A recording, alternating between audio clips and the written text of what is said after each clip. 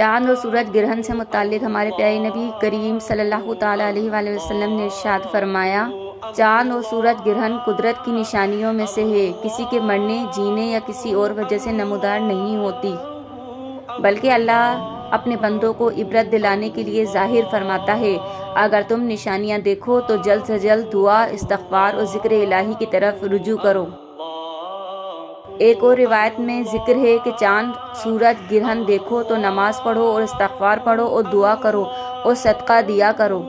میں ہے کہ سورج گرہن کے وقت نماز کسوف اور چاند گرہن کے وقت نماز خسوف ادا کی جاتی ہے۔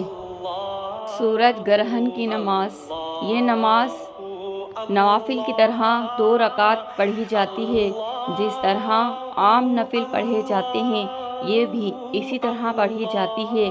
اگر سورج کو گرہن ایسے وقت لگے جب نماز پڑھنا